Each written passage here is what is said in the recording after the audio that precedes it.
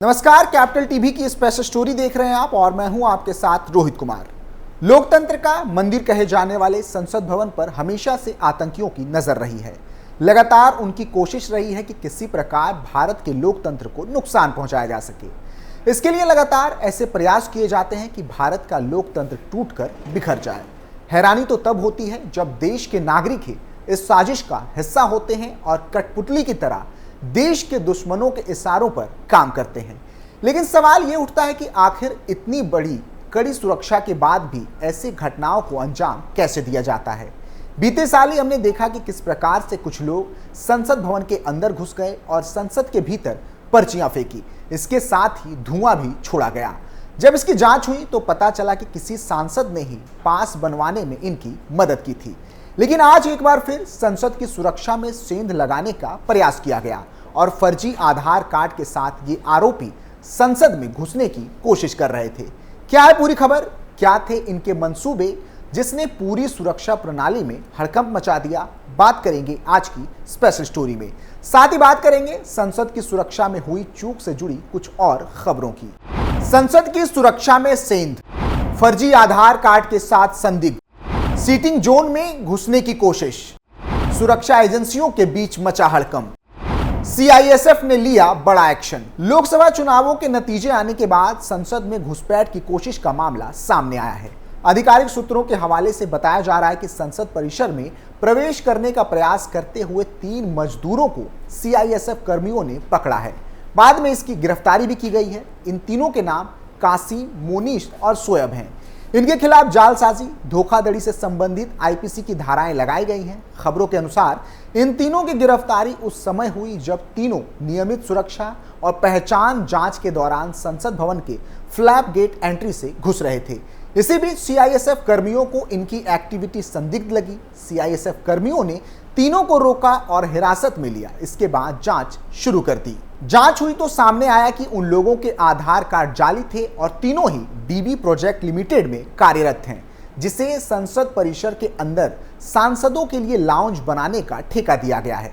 CISF ने तीनों को दिल्ली पुलिस को सौंप दिया है। उन्होंने इसके विरुद्ध एफआईआर दर्ज कर ली है और आईपीसी की धाराओं 465, 419, 120 बी, 471 और 468 के तहत मामला दर्ज किया है। जानकारी के लिए बता दें कि साल 2023 में भी संसद की सुरक्षा चूक का मामला सामने आया था। क्या थी पूरी घटना और इसके पीछे का मकसद, आपको विस्तार से बताते हैं। हर रोज की तरह बुधवार को संसद सत्र चल रहा था। 13 दिसंबर का दिन था। सुबह 9 बजे संसद भवन परिसर में एक उच्च स्तरीय समारोह का आयोजन हुआ था, जिसमें 2001 में संसद भवन हमले के दौरान शहीद हुए जवानों को श्रद्धांजलि दी गई थी। इस कार्यक्रम में पीएम नरेंद्र मोदी, राष्ट्रपति सहित पक्ष और विपक्ष के सारे नेता मौजूद थे और यह उम्मीद की जा रही थी कि अन्य दिनों की अपेक्षा 13 दिसंबर के दिन संसद की सुरक्षा व्यवस्था अपने उच्चतम स्तर पर होगी। इस कार्यक्रम के खत्म होने के बाद 11 बजे सदन की कार्रवाई शुरू हुई। सभी मीडिया ग्रुप रिपोर्टिंग करने के लिए संसद भवन परिसर के पास थे और जो संसद भवन में हो रहा था उसके फ्लैश और बातें लगातार ऑफिस को बता रहे थे। The central goods and services tax amendment bill 2023 Lok Sabha में करीब 11:30 बजे पेश किया गया। इसकी जानकारी तुरंत हमने अपने ऑफिस को दी। इसके बाद हम संसद के बाहरी परिसर में मौजूद थे। अचानक 12:30 बजे संसद भवन के ट्रांसपोर्ट भवन गेट पर ठीक सामने लाल और पीले रंग का धुआं दिखने लगा। जैसे ही हम वहां पर पहुंचे, 2 लोगों की दिल्ली पुलिस उठाकर अपने साथ ले जाने लगी। संसद भवन के ठीक सामने हुई ऐसी घटना हमारे लिए आश्चर्य करने वाली थी। फिर उसके बाद संसद भवन के भीतर जो हुआ वह और ज्यादा चौंकाने वाला था।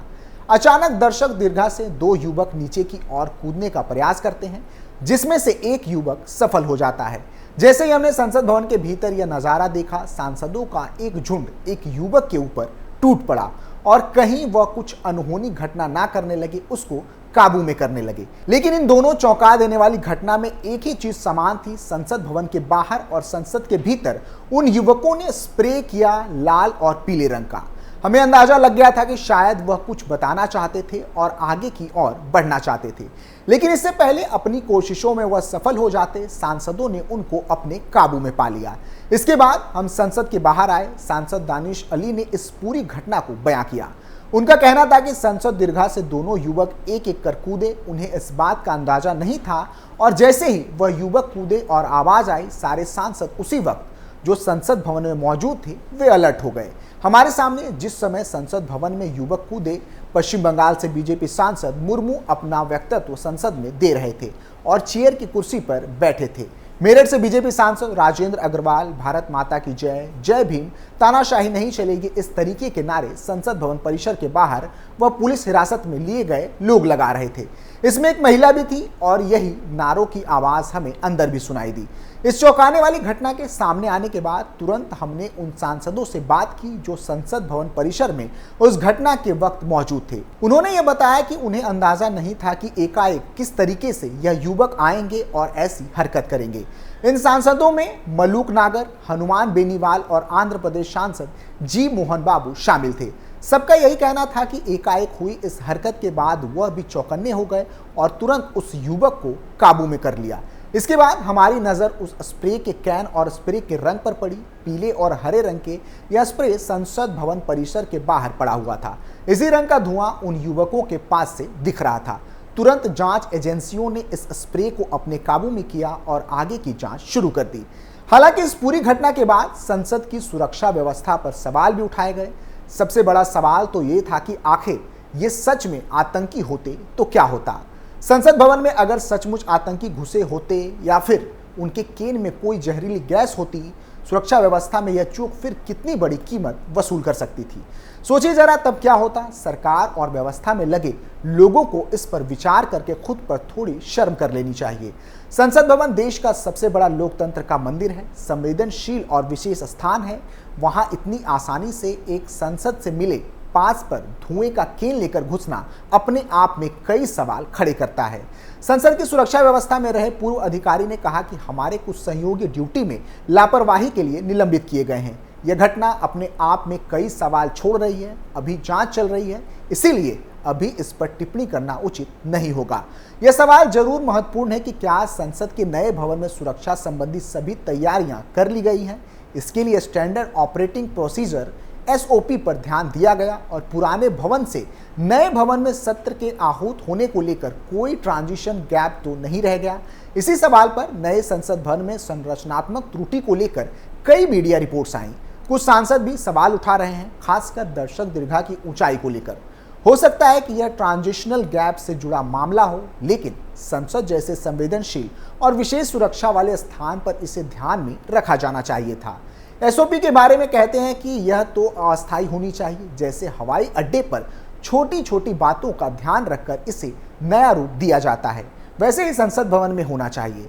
हालांकि अजय साहनी कहते हैं कि एक बार संसद की सुरक्षा की कलई खुल गई तो अब सरकार कुछ सतर्क नहीं रहेगी। कई प्रतिबंध लगेंगे, तमाम तैयारियां होंगी, उपकरण आएंगे और सुरक्षा पर ध्यान दिया जाएगा। नया स्कैनर, डिटेक्टर भी सुरक्षा कर्मियों को मिल जाएंगे। सानी ने आगे कहा कि यह हमारी आदत सी हो गई है कि जब कुछ हो जाता है तो कुछ दिन के लिए जागते हैं। इसी तरह जब संसद पर आतंकी हमला हुआ था तब हम जाग गए। इसीलिए अगले कुछ साल संसद की सुरक्षा फिर चाक चौबंद रहने वाली है। जानकारी के लिए बता दें कि देश की संसद में सदन के भीतर रंगीन धुआं छोड़ने और कूदने वाले तथा संसद के बाहर नारा लगाने और रंगीन धुआं छोड़ने वाले आरोपियों के रूप में पुलिस ने 4 चेहरों की पहचान की थी।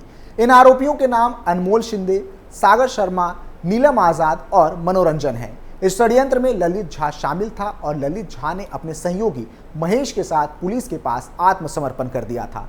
इस संबंध में पुलिस ने आरोपियों पर गैर कानूनी गतिविधि रोकथाम अधिनियम की धारा 16 आतंकवादी कृत्यों के लिए दंड का प्रावधान और धारा 18 गैर कानूनी गतिविधि की साजिश रचने आदि के लिए दंड का प्रावधान, इसके अलावा भारतीय दंड संहिता की धारा 120 भी आपराधिक साजिश, 452 सरकारी भवन या संपत्ति में गैर कानूनी प्रवेश, 152 दंगा भड़काने का प्रयास, 186 लोक सेवक को सार्वजनिक कार्य में बाधा पहुंचाना, 353 लोक सेवक को सार्वजनिक कार्य से रोकने के लिए आपराधिक बल का इस्तेमाल करना के तहत मुकदमा दर्ज किया गया था। फिलहाल के लिए इतना ही। आप देखते रहिए कैपिटल टीवी उत्तर प्रदेश। नमस्कार।